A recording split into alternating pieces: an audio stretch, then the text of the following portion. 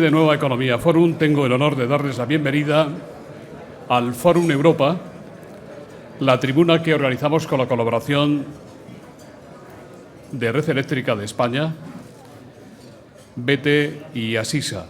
Hoy recibimos a un amigo de esta casa, el ministro de Fomento y vicesecretario general del PSOE, don José Blanco. Como es evidente, cada vez que él comparece en esta tribuna, tanto en Madrid como en otras ciudades, suscita un gran interés. El señor Blanco es y representa mucho, manda mucho, dice mucho, nada de ello pasa desapercibido, con frecuencia se le interpreta más allá de lo que él dice, pero es muy difícil cogerle en un renuncio. Muchos políticos como él desarrollan un espectro tan amplio. Es más que un ministro, desde hace mucho tiempo es uno de los hombres del presidente, uno de sus valedores principales, uno de los servidores más eficaces de la causa, por no decir el que más. Y por su categoría y compromiso se ha hecho imprescindible en los momentos tan complejos que viven España, el Gobierno y el propio Partido Socialista. Les garantizo que, una vez más, en su intervención de esta mañana, don José Blanco no dará puntada sin hilo. Y les anticipo que en los albores de un nuevo e intenso curso político, lleno de frentes de toda naturaleza, hará un repaso completo a la situación política y económica de España, además de referirse a los asuntos propios de su ministerio. Para el Fórum Europa es un gran honor recibir hoy al ministro de Fomento y vicesecretario general del PSOE, don José Blanco. Querido amigo, la tribuna es suya.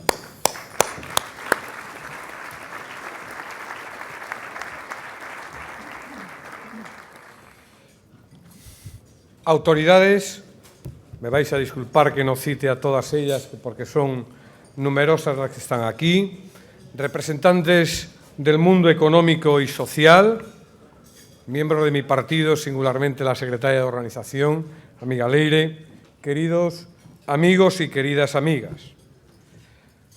Superaremos la crisis y lo haremos a través de la política, a través de las reformas.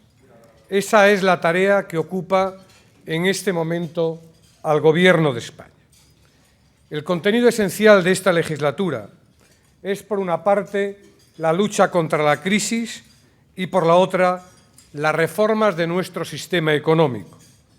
Ambas tareas se han hecho inseparables y ambas tareas están mutuamente dependientes. Ni se puede luchar eficazmente contra la crisis si no se afrontan las reformas, ni las reformas darán resultado si no van acompañadas de la recuperación económica. Pensábamos alcanzar el 3% del déficit en 2013 de forma paulatina y ha habido que tomar decisiones de choque para recuperar la confianza de los mercados. Lo mismo ocurre con la reforma del sistema financiero o ocurrirá con la reforma del sistema de pensiones. Todas las reformas están contenidas en la estrategia de economía sostenible, que es la base política del Gobierno en esta legislatura. Hemos mantenido el rumbo de nuestros planes y hemos intensificado el ritmo de nuestras acciones tal y como requiere la situación económica. La depresión de los mercados financieros internacionales que hemos vivido en el año 2008 será estudiada con toda seguridad en las universidades durante las próximas décadas. Sin embargo, es ahora cuando se está escribiendo la lección. Pondré un ejemplo. Hace apenas 5 meses, todo el mundo se acordará, el tráfico aéreo europeo se vio interrumpido por la nube volcánica que provenía de Islandia. Perjudicó a muchas familias y perjudicó a muchos negocios. En los 5 continentes, en todos los mercados, se seguía con atención lo que ocurría en Europa minuto a minuto. Vivimos en un mundo interconectado, es evidente, pero compartir una realidad nueva también tiene sus ventajas. También pueden ser nuevas las oportunidades y nuevas las herramientas.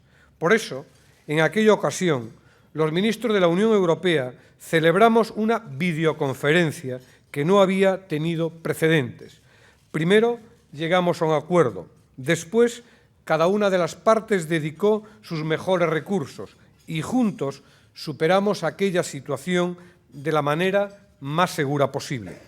Logramos vencer aquella crisis con la política, porque hacer política es acordar lo mejor, la mejor solución para el interés general.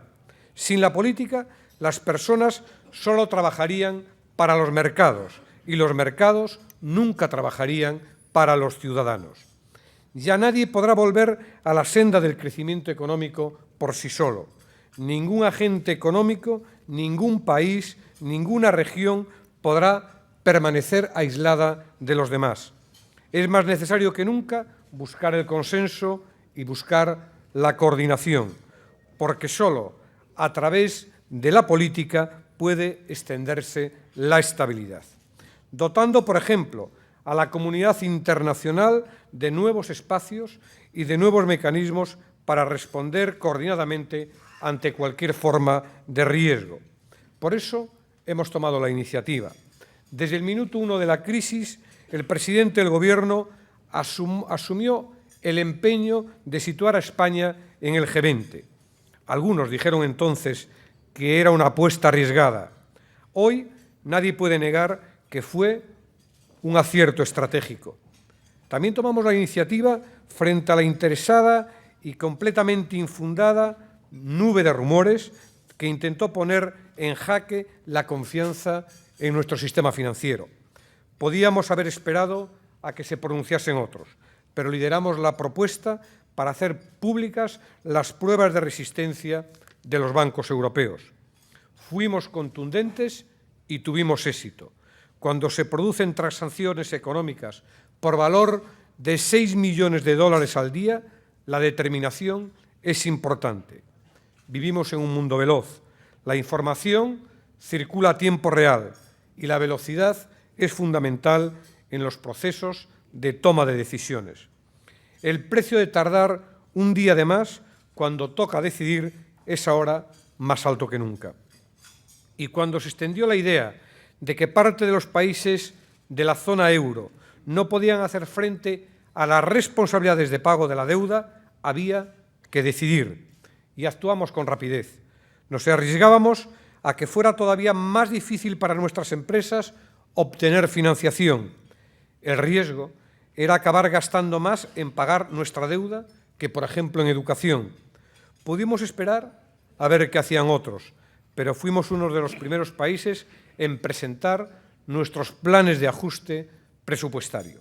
Y por ello hemos recibido el reconocimiento de todos los miembros de la Unión Europea y del Fondo Monetario Internacional. No fue fácil tomar aquella decisión. Creo que no tengo que explicar hasta qué punto fue duro para un gobierno como el nuestro tener que adoptar esa medida. Saben que mi departamento está asumiendo una parte importante de ese ajuste.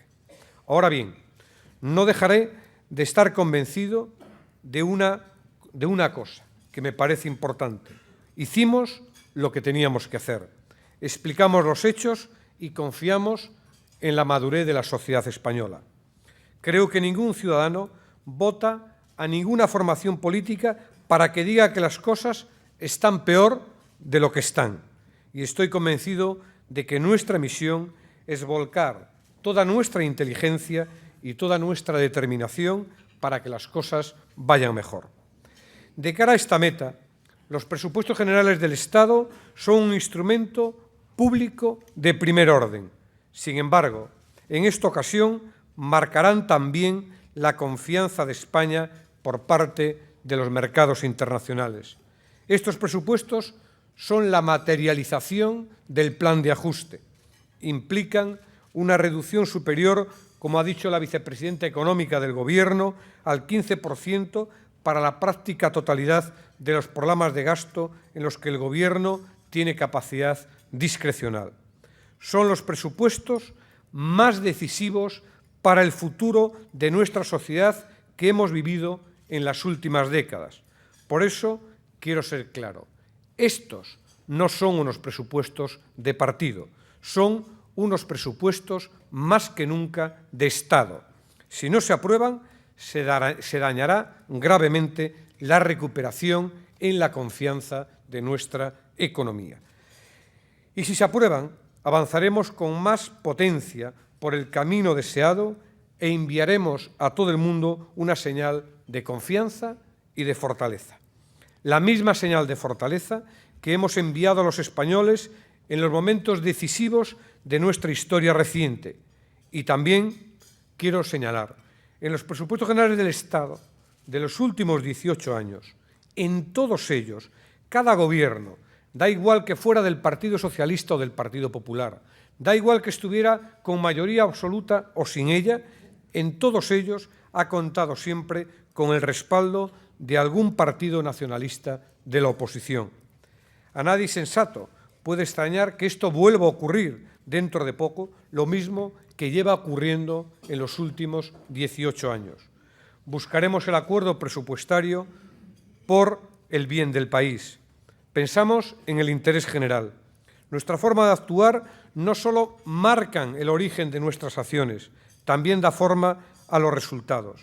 Algunos resultados se cosechan pronto, casi instantáneamente, especialmente los vinculados a la generación de confianza en nuestra economía, la publicación de las pruebas de resistencia a la banca y los resultados obtenidos por los bancos y por las cajas españolas han servido para aniquilar cualquier atisbo de duda sobre la fortaleza de nuestro sector financiero. Del mismo modo, hemos sido rotundos en el cumplimiento de nuestro compromiso con el objetivo de reducir el déficit público. El anuncio de nuestro programa de ajuste presupuestario, ha permitido reducir la tensión que sufrimos en el mercado de la deuda pública, que alcanzó su punto álgido a principios de mayo de este año. Día a día estamos reforzando la confianza en nuestro país. Además de los resultados instantáneos, hay otros que solo se alcanzan a medio plazo. Pondré un ejemplo. Estos años hemos doblado la inversión en infraestructura del transporte en relación con el resto de los países europeos. Que ahora España sea el país europeo con más kilómetros de autovía nos ha permitido aumentar los niveles de seguridad, entre otros, de nuestras carreteras y contribuir a ese esfuerzo colectivo de recortar drásticamente el número de víctimas. Que estemos reforzando la capacidad de nuestros aeropuertos y las líneas de alta velocidad está contribuyendo a relanzar nuestro sector turístico. No debemos olvidar que 3 de cada 4 turistas, que es un motor importante de nuestra economía, entran precisamente por nuestros aeropuertos. Y que avancemos en la interconexión de nuestros puertos y plataformas logísticas con el ferrocarril servirá para rebajar los costes de transporte de nuestras empresas. Hemos invertido más en el impulso de nuestras infraestructuras y al hacerlo hemos contribuido a generar nuevas oportunidades. Ahora, cuando otros países quieren dar respuesta al desarrollo de su red de transportes, preguntan a las empresas españolas. Por lo tanto, hay resultados que se cosechan a corto y a medio plazo. Pero para medir los resultados de las políticas más decisivas hacen falta generaciones. En el caso de las grandes reformas estructurales económicas que estamos canalizando desde el año 2004, quiero señalar que en el código genético del gobierno, de este gobierno y de su presidente, está la vocación reformista y de cambio. La sociedad española es plenamente consciente de que los milagros en la economía no existen. Basta con mencionar las consecuencias de la burbuja inmobiliaria alimentada por un crédito fácil en un contexto de exceso de liquidez en los mercados financieros. Dejar atrás las viejas inercias es una tarea inaplazable. Por eso, nuestra agenda de reformas es intensa.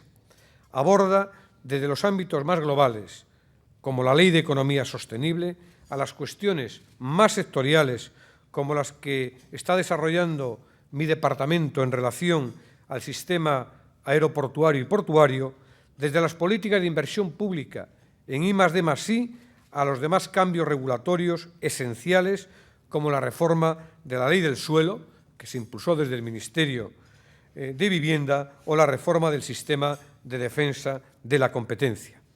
La Ley de Economía Sostenible impulsará la actividad emprendedora, potenciando actividades que, además de ser rentables para los empresarios, sean rentables para el país. Y un buen negocio para el país es aquel que genera empleos de calidad y estables, aquel que nos permite reducir nuestra dependencia energética o aquel que fortalece nuestra posición en la esfera internacional. A día de hoy se tarda más de 30 días en constituir una empresa en nuestro país. Tras la aprobación de la Ley de Economía Sostenible, por ejemplo, cualquier persona que desee constituir una empresa tardará solamente de 1 a 5 días. Cada nueva empresa que se abra en nuestro país es un paso para fortalecer nuestra economía. Y conviene subrayar que muchas empresas españolas, precisamente las de más éxito, ya están haciendo economía sostenible. Cuando exportamos nuestra tecnología en energías renovables, cuando lideramos la investigación en biotecnología o cuando exportamos la alta velocidad, estamos haciendo economía sostenible. Pero hay más reformas. Nuestra economía precisa de un mercado de trabajo más dinámico, que garantice la seguridad y la estabilidad en el empleo, a la vez que permita la adaptación de las empresas a la situación económica de cada momento. A ese fin responde la reforma del mercado de trabajo que aprobaremos en el día de hoy definitivamente en el Congreso de los Diputados. Queridos amigos, algo no funciona cuando nuestro mercado de trabajo no es capaz de generar empleo estable para la generación de jóvenes mejor preparada de nuestra historia. El talento no puede ser desperdiciado ni por la frustración personal que provoca, ni por los beneficios económicos y sociales que deja de producir. Sin capital humano, nuestro tejido productivo se oxida, y sin un tejido productivo fuerte, tampoco hay empleo. Hemos de superar la dualidad de nuestro mercado de trabajo.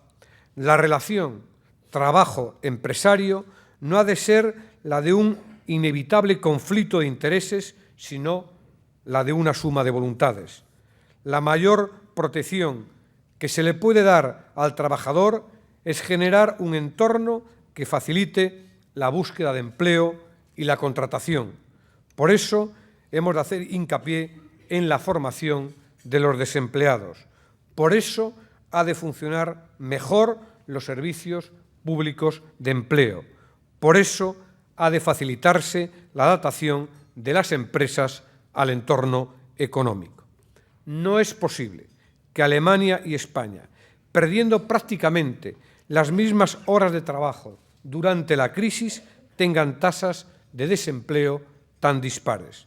Las empresas alemanas tienen una regulación y una práctica de gran flexibilidad interna, ajustando salarios, jornadas, pero no empleo.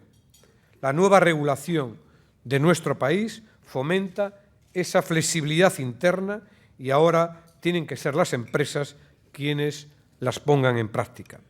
Por su parte, conviene también que los sindicatos lo antes posible asuman que esta es una reforma positiva para todos los trabajadores. Positiva para los trabajadores que tienen empleo y positiva también para los que quieren encontrarlo. Y aunque esta reforma no será suficiente para resolver todos nuestros problemas en relación con el empleo, desde luego va a allanar mucho el camino, como también lo hará la reforma del sistema financiero. En los años 80 acometimos la reconversión de la industria excesivamente inclinada hacia sectores como la siderurgia y la construcción naval. Ahora, este gobierno socialista está acometiendo otra reconversión, la del sistema financiero. El anterior modelo de crecimiento generó problemas de exceso de capacidad en la red de oficinas y de exposición al sector inmobiliario. Para responder a esta situación y anticiparnos a futuros problemas de mucha mayor gravedad, hemos llevado a cabo una reforma del sistema de cajas del que depende cerca de la mitad de la concesión de crédito en nuestro país. Impulsamos un proceso de fusiones supervisada por el Banco de España que culminó hasta ahora con la reducción del número de cajas de ahorro de 45 a 18. Y es importante señalar que las únicas ayudas públicas necesarias para este proceso han sido en forma de crédito, a tipo de interés de mercado. No puede decirse lo mismo en los países de nuestro entorno. Pero hay que hacer más para garantizar el futuro del estado del bienestar. Es necesario reformar el sistema de pensiones en el marco del Pacto de Toledo. Y nuestra reforma tiene una dirección. Dentro de 20 años, el sistema debe mantener unas prestaciones dignas, equivalentes a las que hoy tenemos con carácter general y que supongan una mejoría mayor para las pensiones todavía más bajas, como las pensiones mínimas o las pensiones de viudedad. El envejecimiento de la población hará que progresivamente haya más pensionistas con una mayor esperanza de vida. Habrá menos trabajadores que coticen para sufragar esas pensiones, pero ninguna generación futura se puede quedar injustamente sin pensión.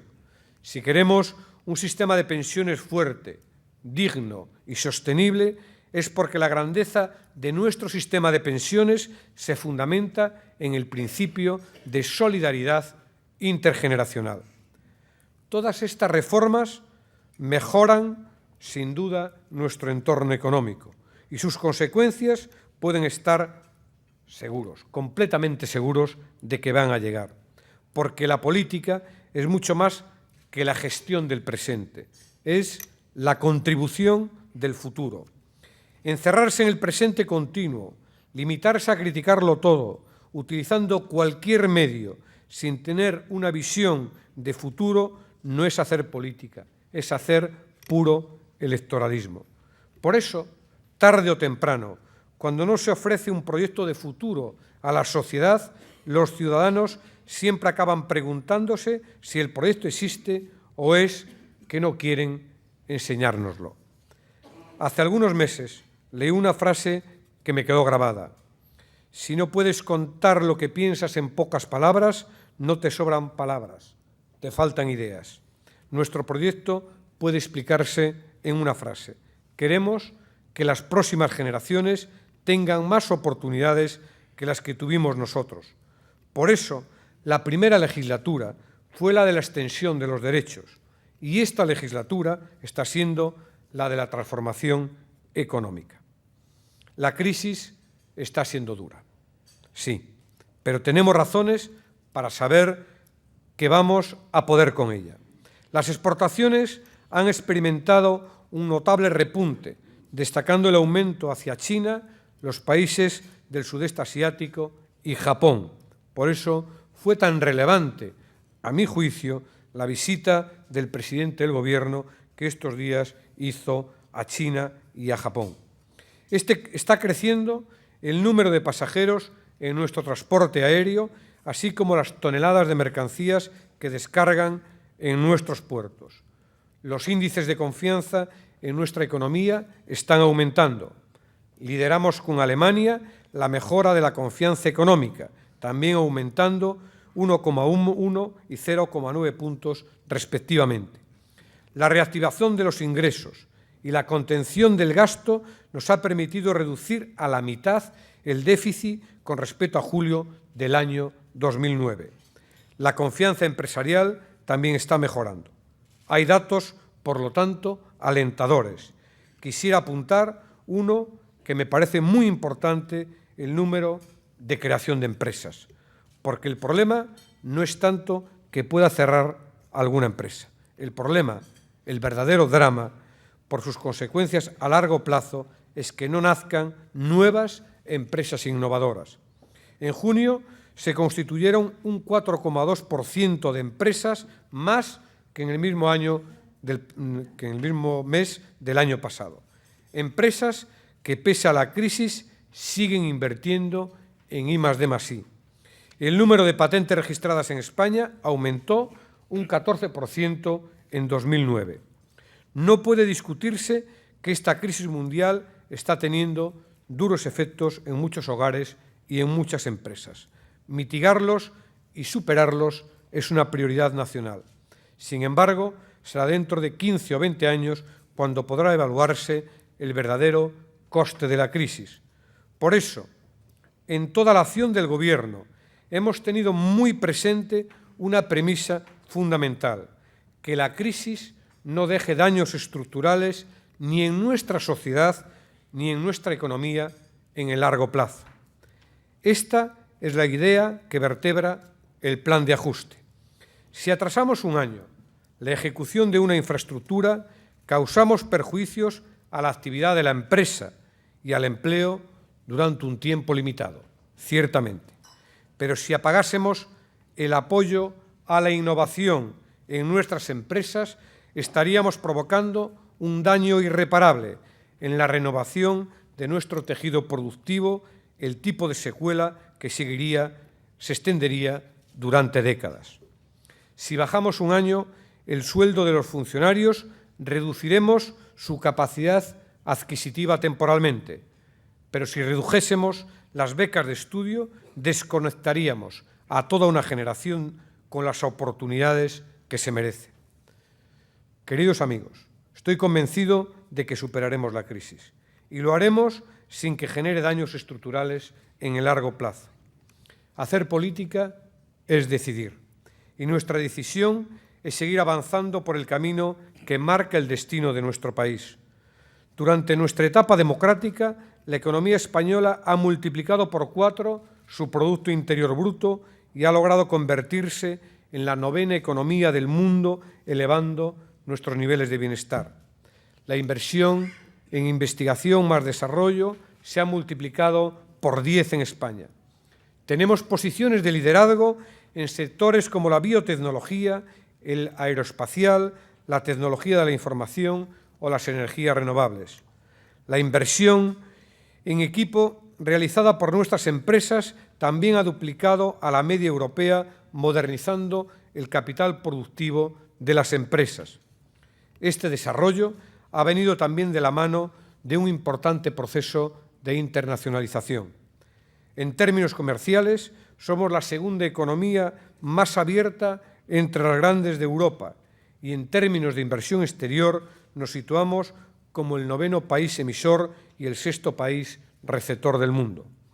Contamos con empresas de referencia global en sectores como el agroalimentario, el textil, las energías renovables, el turístico, la gestión de infraestructuras, las telecomunicaciones o el sector financiero. Tenemos que seguir apostando por la internacionalización. Tenemos que aprovechar nuestras fortalezas. Tenemos que confiar en las posibilidades de España. No hay mejor forma de salir de la crisis que preguntarnos qué país queremos transmitir a los españoles del futuro. Si somos coherentes con nuestra respuesta, acertaremos. Miren en la gráfica de todas las crisis. Siempre llega un mismo punto. Y no me refiero al momento en el que se toca fondo. Todo parece indicar que este momento ya lo hemos dejado atrás. Me refiero al momento idóneo para fortalecer la confianza, para fomentar la confianza. El momento para emprender, para innovar, para no hacer las cosas de siempre, para hacerlas mejor. En este momento no ganan los que tienen miedo, ni los que generan incertidumbre. En este punto, quien gana es quien confía en sus propias fuerzas y en las fuerzas de su país. Ahora estamos en ese momento. Muchas gracias.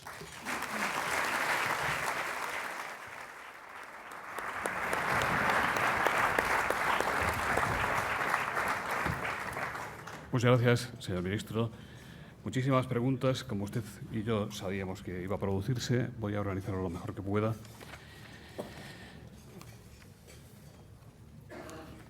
Si le parece, Empiezo por la cuestión que le formula Edward Cleveland de la agencia Reuters. Dice, según un reciente informe de Financial Times, la tasa de paro en España, aproximadamente el 20% según las previsiones para 2011, será la más alta de toda Europa, donde oscila entre el 6 y el 10%.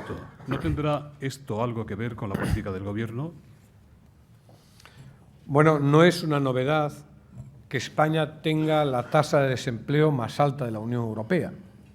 Este es un problema estructural de la economía de nuestro país, que no es nuevo.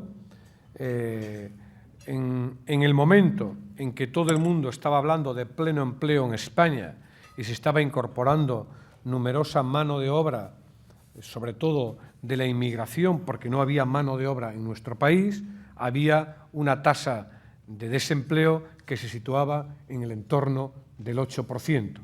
Por lo tanto, si descontáramos lo que yo denomino como desempleo estructural, es verdad que estaríamos en tasas de desempleo mucho más equilibradas. Aún así, sigue siendo el principal desafío que tiene nuestra economía.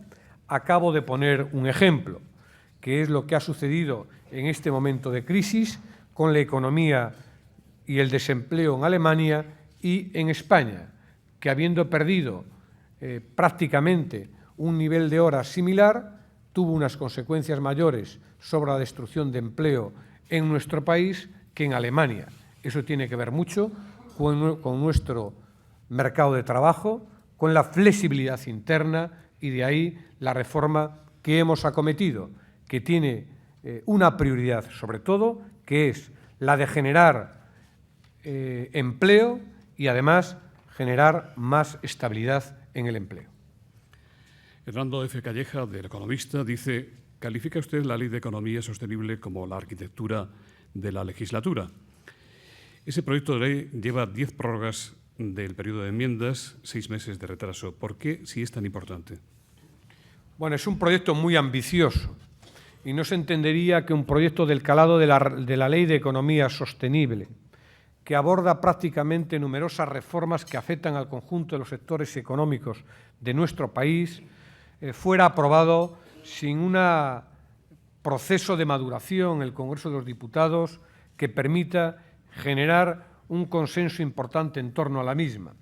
Porque esta ley es una ley que nace con la vocación de perdurar en el tiempo, para que sea eficaz. Y eso lleva precisamente a un trabajo de maduración, de diálogo intenso con las fuerzas políticas. Aún así, hemos acometido importantes reformas que considerábamos que eran imprescindibles, que se enunciaban en la Ley de Economía Sostenible y que hemos desgajado de la misma porque entendíamos que tenían que tener una respuesta inmediata, como lo es, a ello me he referido, la reforma, por ejemplo, de nuestro sector financiero. Lo importante en relación con la Ley de Economía Sostenible es generar un consenso. Y para generar un consenso nos hubiera gustado que el Partido Popular pensara más en el futuro y menos en cobrarse su apuesta de forma inmediata. ¿Qué quiero decir con ello? El Partido Popular ha hecho una apuesta, se lo quiere jugar todo a la crisis y quiere cobrar de forma inmediata esa apuesta. No vaya a ser que llegue la recuperación económica y, en consecuencia, su apuesta se quede frustrada. Por eso dificulta cualquier espacio para el entendimiento y para el acuerdo. Luis Losada, de Intereconomía. Mejoramos la confianza, pero seguimos por encima de los 150 puntos respecto a la deuda alemana. ¿Cómo lo explica? ¿Y cuál será finalmente la cuantía del recorte en Fomento? Dice, del recorte del recorte. Juan Manuel Lamed, de Expansión, dice, usted anunció que empezaría a licitar el PEI en septiembre. Ya ha llegado este mes, así que, ¿qué día se dará el pistoletazo de salida y qué importe invertirá en 2010? Bueno, efectivamente, he anunciado que el Plan Extraordinario de Infraestructuras se iba a empezar a licitar en el mes de septiembre y se va a empezar a licitar en el mes de septiembre. Hay numerosas actuaciones que se van a impulsar en este año 2010, de ellas he dado cuenta en el Congreso de los Diputados son infraestructuras que están maduras para poder ser licitadas. Recuerdo de memoria alguna que le doy extraordinaria importancia, sobre todo aquellas que tienen que ver con mejorar la conexión ferroviaria con nuestros puertos y así hacer una apuesta por la competitividad y la eficiencia en el sector del transporte en nuestro país. No concibo una economía dinámica donde nuestras principales plataformas logísticas, donde los principales puertos de nuestro país estén desconectados del transporte ferroviario de mercancías.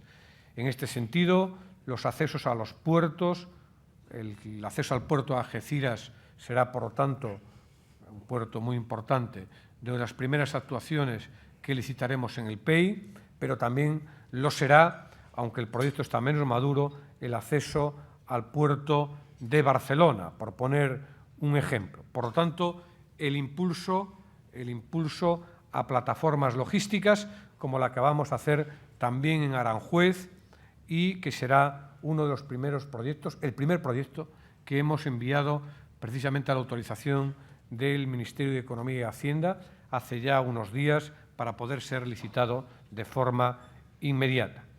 Nosotros queremos movilizar en el periodo del PEI un volumen no inferior a los 17.000 millones de euros de licitación a través de la colaboración público-privada. La actual evolución de los mercados financieros, la confianza en la economía española, la reducción de los diferenciales nos permite estar en una situación económica mejor que estábamos hace unos meses y eso nos da más confianza, más garantías para que este plan extraordinario pueda llevarse a cabo en los términos que hemos planteado. Y es verdad que todavía hay diferencias en relación con algún país de la Unión Europea, pero lo cierto es que la confianza en la economía de nuestro país ha aumentado. Eso es el dato positivo. Y el hecho de que la economía alemana vaya bien también es un dato positivo para España, porque favorece nuestras exportaciones, porque Alemania es un gran consumidor, como se sabe, de productos españoles. Por lo tanto, esa también es una buena noticia. Fíjese, esto me permite decir una cosa bien interesante, cómo no debemos hacer de los diagnósticos un dogma de fe.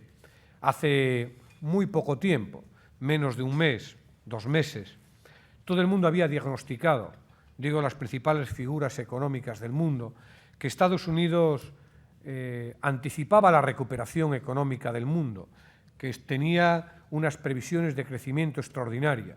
Y, sin embargo, todos diagnosticaban que Europa y singularmente Alemania no lo haría con la intensidad que lo estaban haciendo los Estados Unidos de América. Al poco tiempo hemos conocido los datos de crecimiento y ha sucedido precisamente todo lo contrario.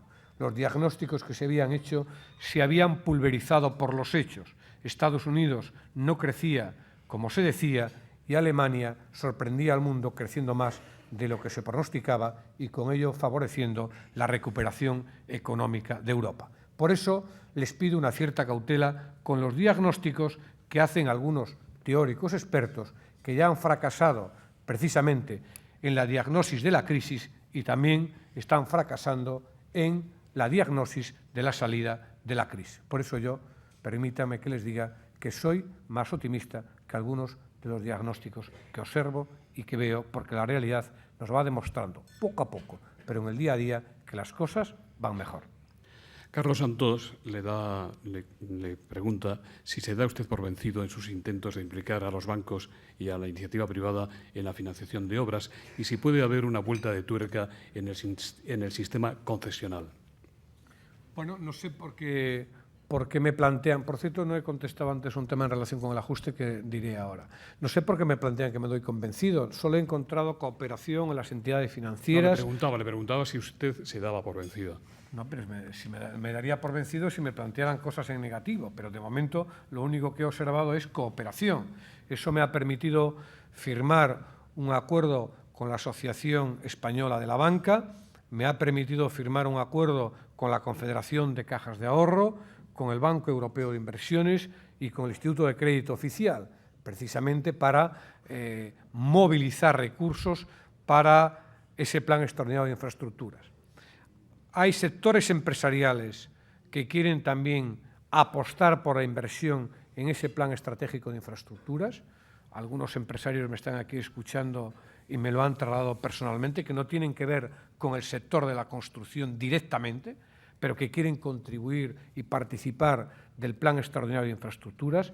Hay fondos de inversión que se nos han dirigido a nosotros para poder participar de ese plan extraordinario de infraestructuras. Por lo tanto, en este momento no veo que haya que vencer dificultades insalvables para garantizar precisamente el apoyo y la financiación del plan. Es verdad que el plan contiene infraestructuras concretas, actuaciones concretas, y habrá unas que será más fácil financiar por el impacto, la repercusión, por la viabilidad de la propia infraestructura que otras, pero en todo caso no veo una dificultad extraordinaria para cooperar en este ámbito. E incluso creo que la situación financiera, la confianza en nuestro país, en la medida que siga mejorando, también va a facilitar esta tarea.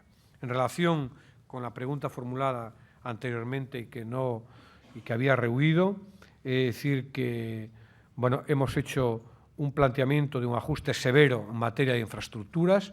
Tengo que reiterar que nunca más va a ser lo que era. Fíjese, en estos días hemos conocido una paradoja bien interesante, ¿no? Parece que todo el mundo ha recibido como un gran alivio.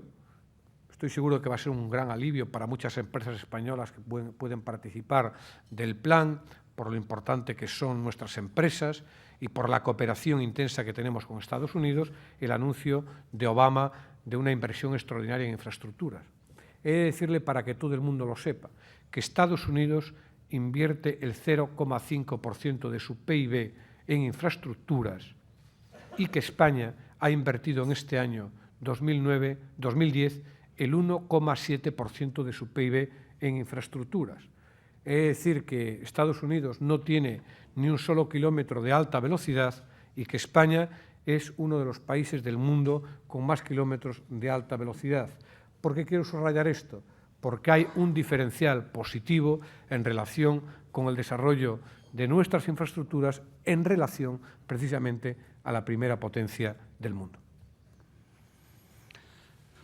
Vamos a hablar, si le parece, de transportes por ferrocarril. Antonio Pérez Millán, de la Unión de Operadores de Transporte Combinado, dice: se va a aplicar también una reforma estructural al sistema ferroviario, el cambio va a ser inminente y radical. Y David Peñas, de El Vigía, dice: ¿qué va a ofrecer a las comunidades autónomas el día 14 en la conferencia sectorial sobre el transporte ferroviario de mercancías? Bueno, es indudable que vamos a acometer unas reformas en el sector del transporte. Es necesario tener un transporte mucho más sostenible, mucho más eficiente en términos de competitividad, mucho menos contaminante y que además libere nuestras carreteras del exceso de camiones que, a mi juicio, se produce en este momento.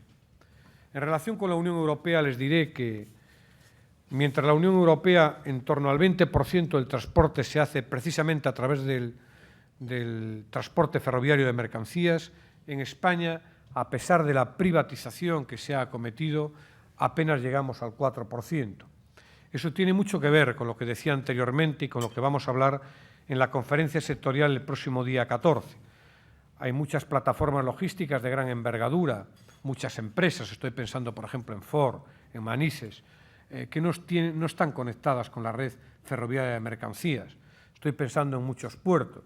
Uno de los principales puertos de nuestro país, el puerto de Algeciras, tampoco tiene conexión con la red ferroviaria de mercancías. El puerto de Ferrol, por hablar de uno de nuestra querida tierra Galicia.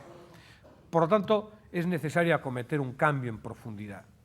A mí me sorprende mucho que quienes piensan en el interés de su tierra, en el interés del desarrollo, sobre todo económico, me plantean, cuando vienen a verme, reivindicaciones que tienen que ver con el transporte ferroviario de pasajeros, pero nunca un presidente autonómico me ha planteado nada que tuviera que ver con el transporte ferroviario de mercancías, quizás porque se ha puesto de moda llevar el AVE a todos los rincones de España, pero sin embargo descuidamos un sector estratégico, vital, fundamental para nuestra economía.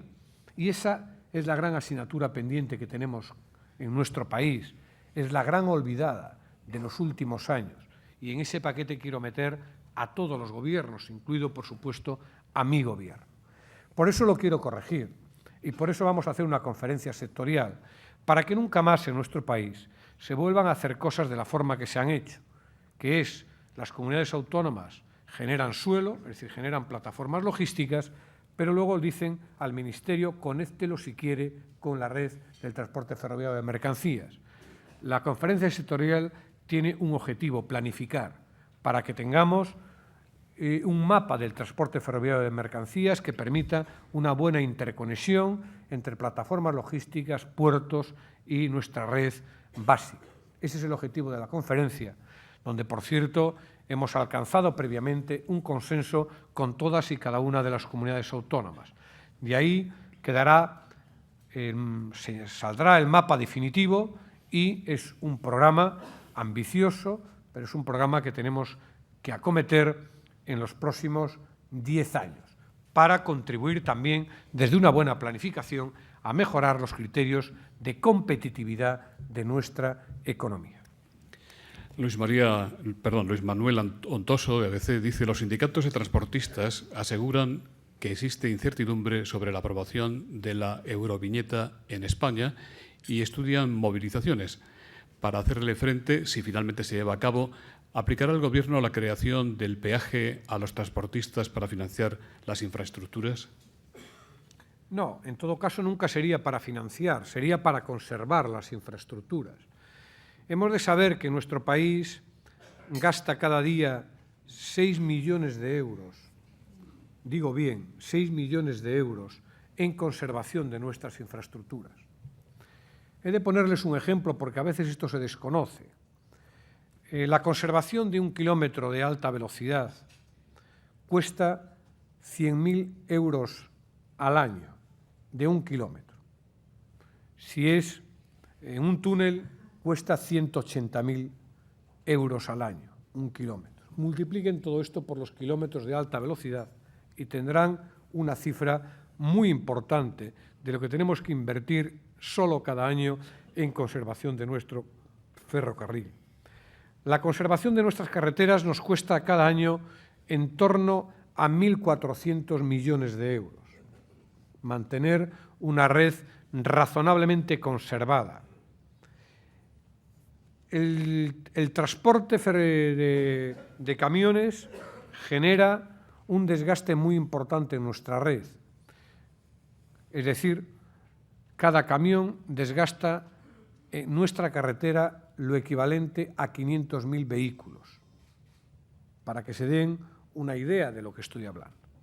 Todos los países de la Unión Europea, es decir, la Unión Europea, está haciendo una reflexión de cómo podemos mantener y conservar nuestra red de infraestructuras. Y en ese debate se ha planteado aprobar una directiva en el ámbito, insisto, de la Unión Europea para todos los países de sus Estados miembros en relación con la aplicación de la euroviñeta. Algunos Estados miembros ya la están aplicando, por ejemplo, Alemania.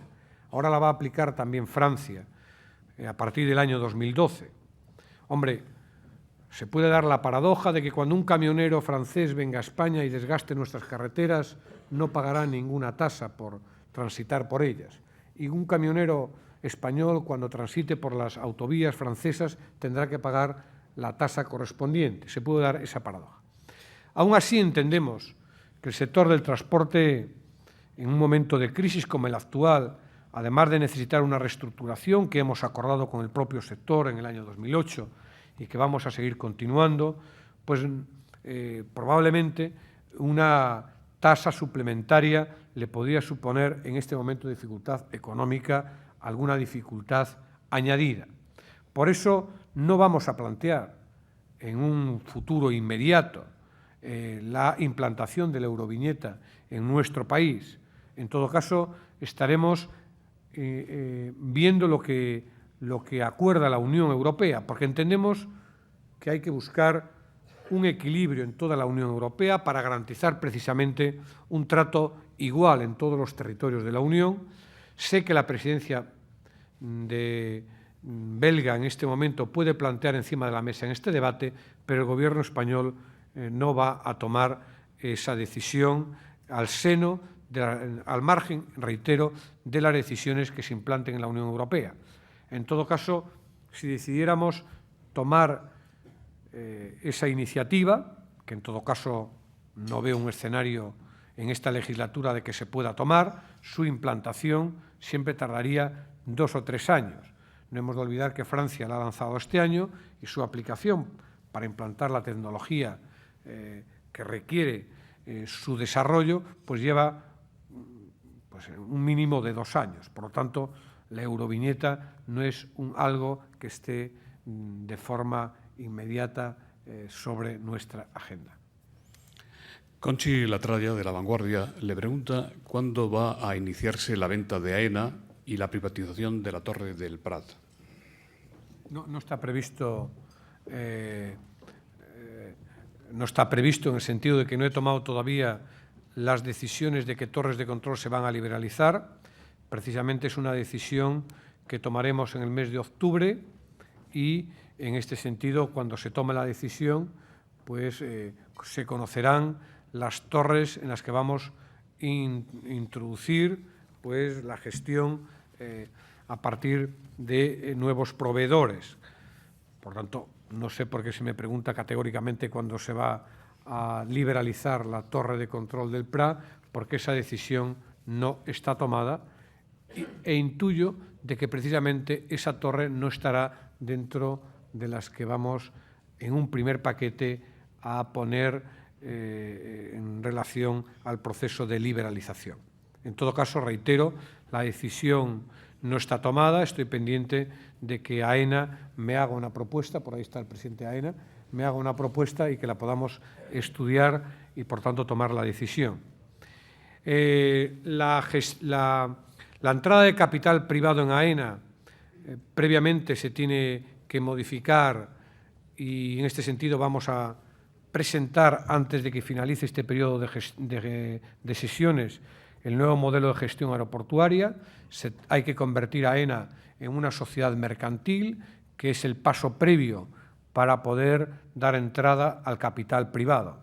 Por lo tanto, no veo tampoco un horizonte de hacerlo mañana mismo. Primero hay que aprobar el nuevo modelo de gestión aeroportuario, hay que convertir a AENA en sociedad mercantil y será en ese momento cuando demos la posibilidad de que el capital privado, aun siempre de forma minoritaria, pueda participar en el capital de AENA.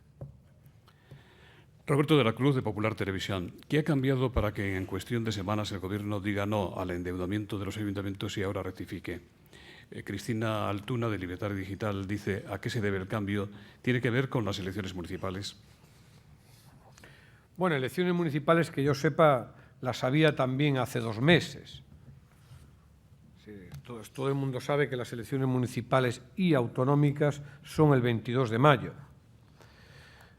Yo he manifestado en mi intervención, y quiero reiterar, que la situación económica va cambiando. Ponía el ejemplo de los pronósticos que se hacían en relación con Alemania y con Estados Unidos hace tan solo 2 meses.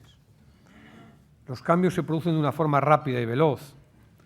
La situación en relación con nuestra deuda, la reducción de los diferenciales, nos permiten que existan márgenes para poder tomar alguna decisión.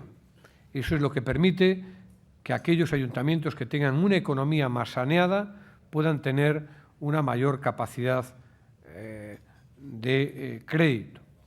Más bien lo que pienso es lo contrario, que como consecuencia de las decisiones que ha adoptado el Gobierno, y que, por cierto, muchos criticaron, singularmente el Partido Popular, está variando la perspectiva de nuestra economía, y esa es la que nos permite tener algo de margen para tomar decisiones que consideramos importantes. Eso mismo es lo que ha permitido que el Ministerio de Fomento pueda tener un margen mayor para garantizar una inversión mayor el próximo año 2011. Pero todo obedece precisamente al hecho de que están mejorando las perspectivas en relación con la economía de nuestro país. Usted ha eludido posicionarse de forma abierta a favor de Trinidad Jiménez y es entendible que lo haga así, pero hay muchas preguntas del público que pretenden que usted diga algo nuevo sobre el asunto de las primarias para elegir candidato en las autonómicas madrileñas. Permítame resumírselas en un solo bloque y empecemos por esta, si le parece. Supongamos que Tomás Gómez pierde esas primarias. El paso siguiente debería ser, en su opinión, elegir inmediatamente un nuevo equipo para dirigir la Federación Socialista Madrileña, secretario general incluido. Juana Romero del público dice, ¿cree usted, como Rubalcaba, que Tomás Gómez tiene como gran mérito haber dicho no al presidente? ¿Debe medir y asumir las consecuencias? ¿Cree que el entorno de Gómez está haciendo una campaña demasiado dura o sucia? Y Marisa Cruz del Mundo, ¿mantendrá el PSOE y el Gobierno la teoría de la responsabilidad que ahora se esgrime para impulsar a Trinidad Jiménez en 2012? ¿También se le pedirá a Zapatero que dé un paso atrás si hay un candidato socialista mejor situado en las encuestas? Bueno, no voy a ser original, o sí voy a ser original. Todo lo que tenía que decir sobre las primarias ya lo he dicho. Lo que diga yo a partir de ahora no es nada relevante, porque la voz, la decisión, la determinación la tienen nuestros compañeros del partido. Así es como funciona el Partido Socialista. Es verdad que nuestros candidatos en algunas comunidades autónomas están pendientes de lo que digan sus militantes. Y es verdad que algún candidato del Partido Popular está pendiente de lo que determine un juez. Esta es la diferencia entre unos y otros. En todo caso, yo siempre creo que nuestros militantes toman decisiones que responden a lo que sienten en cada momento.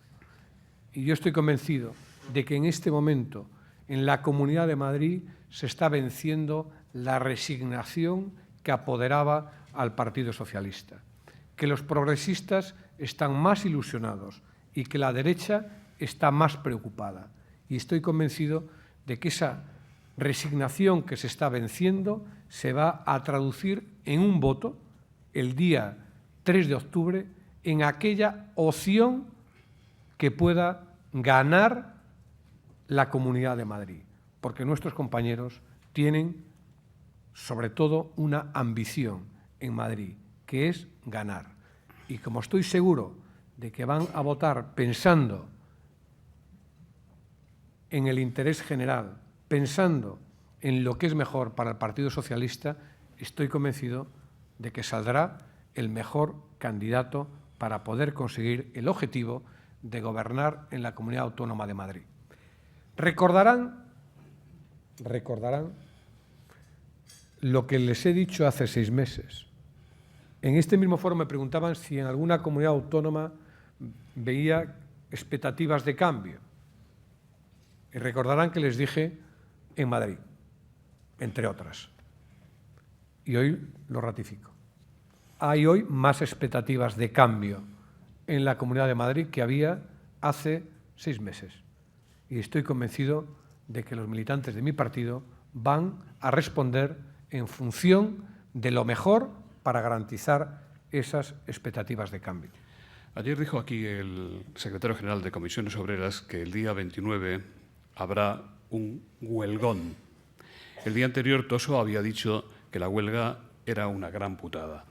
¿El Gobierno va a presentar un frente a los sindicatos en la convocatoria y desarrollo de la huelga general, por ejemplo, reforzando servicios mínimos? ¿O ya dan ustedes por descontado los efectos de la huelga y piensan en el día después? Le preguntan también si está dispuesto el Gobierno a negociar y dar marcha atrás en alguna de las reformas contestadas por los sindicatos.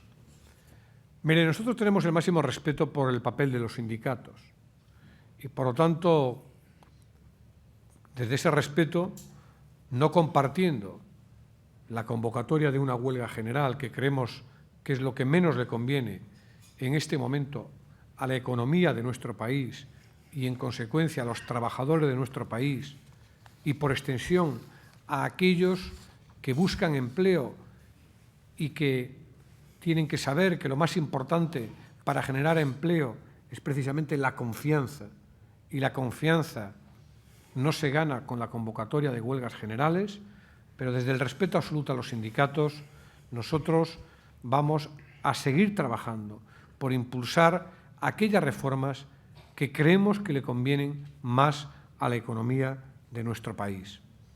Y vamos a tratar de acordar los servicios mínimos que puedan garantizar, por ejemplo, en el ámbito del transporte, la movilidad de los ciudadanos que sea compatible con el derecho a la huelga.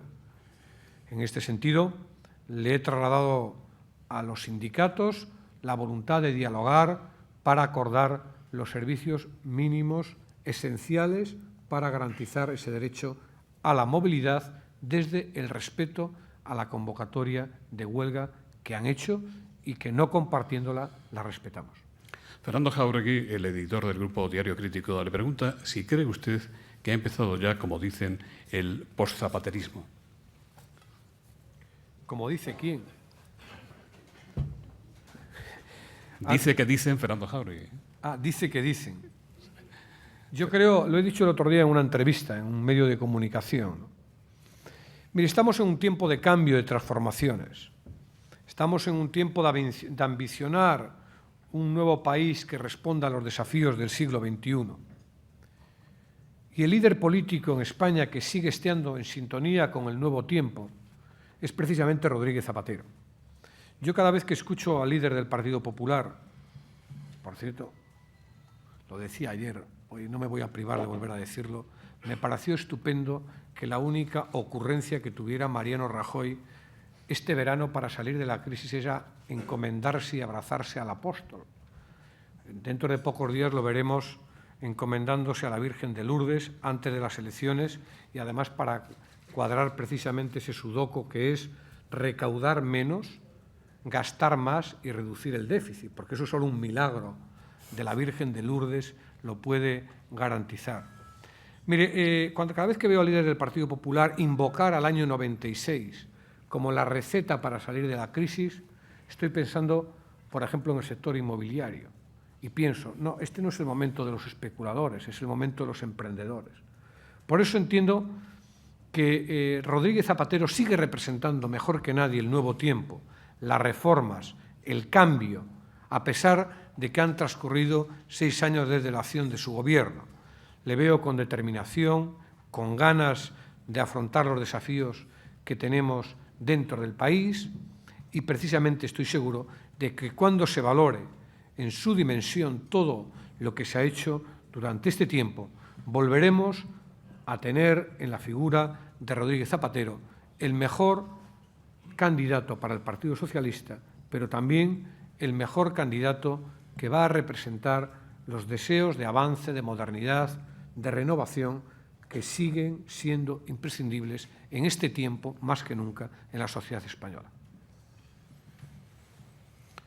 Entre bambalinas se ha especulado mucho acerca de una pretendida brecha en las relaciones entre usted y el presidente Zapatero a propósito de la conveniencia o no de llevar a cabo antes del verano una reforma en profundidad del Gobierno, un, digamos, giro de timón.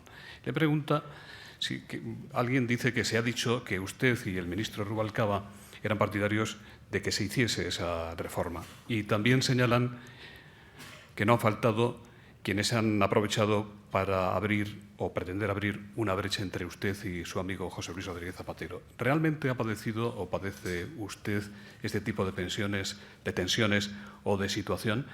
Y también le preguntan, desde Libertad Digital, ¿qué opina sobre los rumores de cambios en el Gobierno que apuntan, por ejemplo, a que doña Leire Pajín, aquí presente con nosotros, será ministra y saldrá del Gobierno Cristina Garmendia?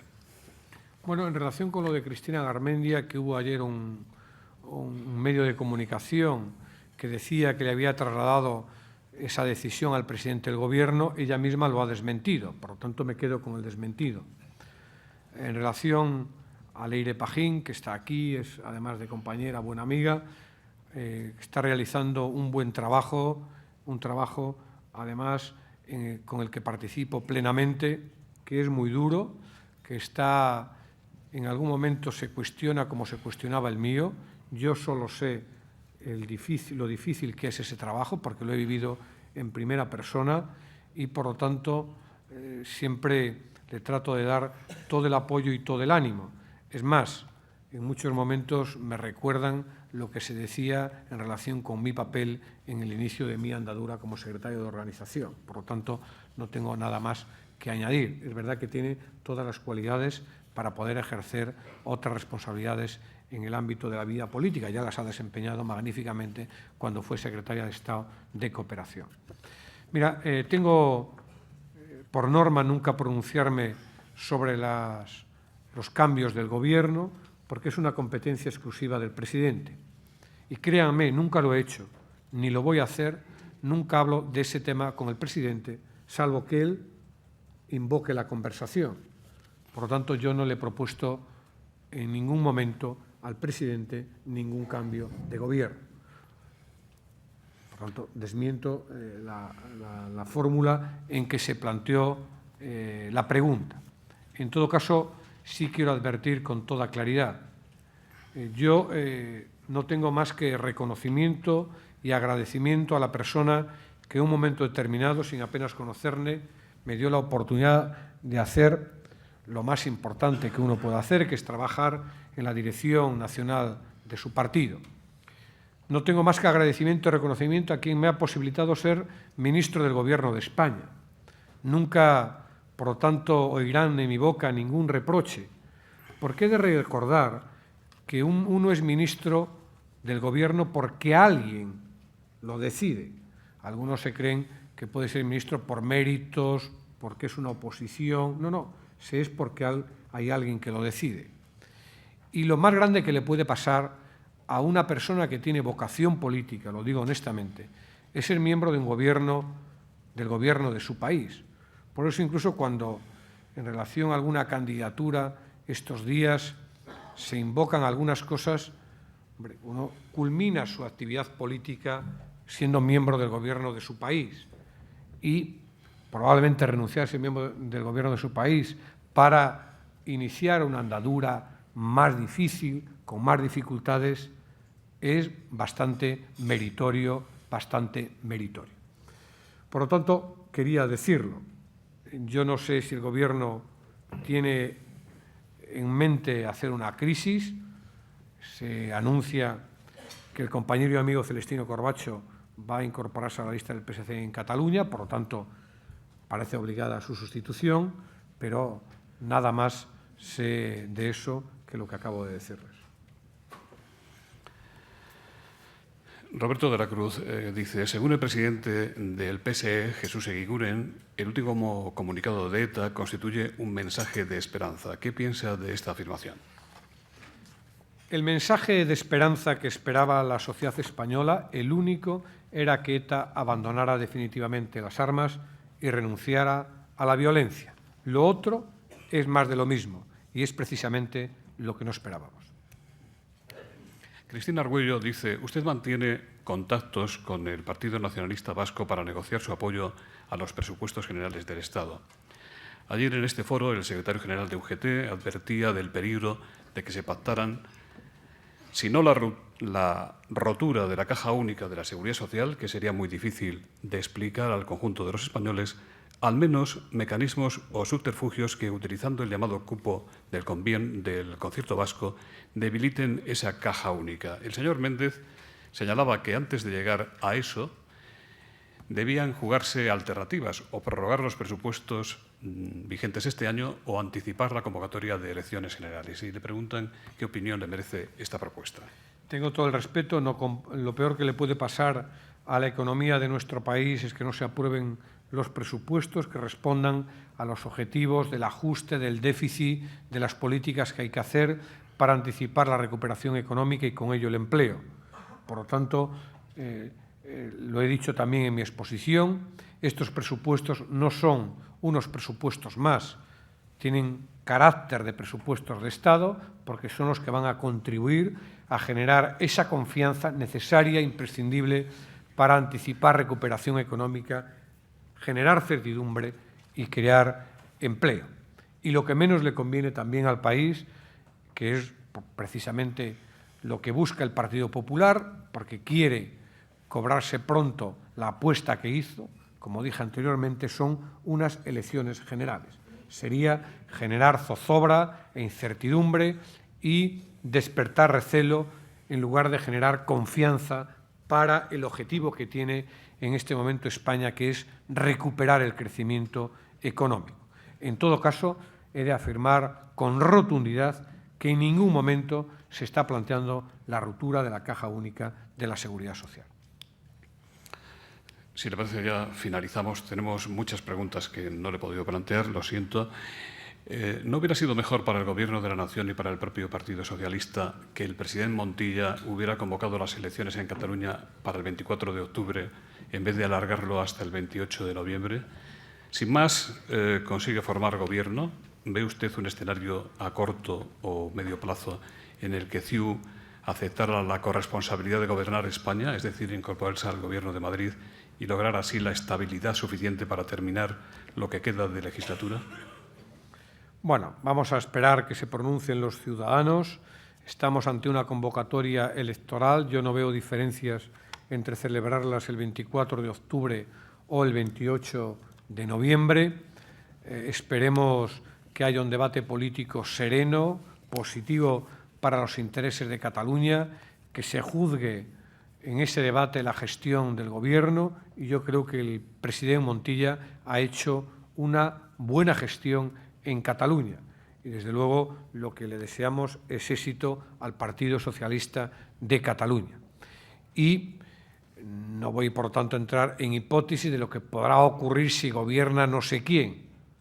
Hay que tener respeto por los ciudadanos, nunca hay que anticipar resultados porque a veces hay sorpresas. La esperanza es lo último que se pierde. La esperanza es lo último que se pierde, aunque Esperanza está perdiendo la esperanza en relación con las próximas elecciones autonómicas. Bueno, muchas gracias, señor ministro, una vez más. Enrique de Porres, consejero delegado de Asisa, en nombre de las entidades que colaboran y que hacen posible el Fórum Europa, va a concluir y despedir este acto. Bien, buenos días. En primer lugar, expresar a José Blanco el agradecimiento de los patrocinadores y de los organizadores por su presencia entre nosotros, porque somos conscientes del nivel de exigencia de sus responsabilidades y de lo apretado de su agenda. En segundo lugar, expresarle o transmitirle lo que entiendo que es un sentir general, el deseo de que el Gobierno acierte, de que su Gobierno acierte en la medida de lo posible, tanto en el momento de adopción de las medidas como en el contenido de las mismas, para ayudarnos a superar esta situación de crisis.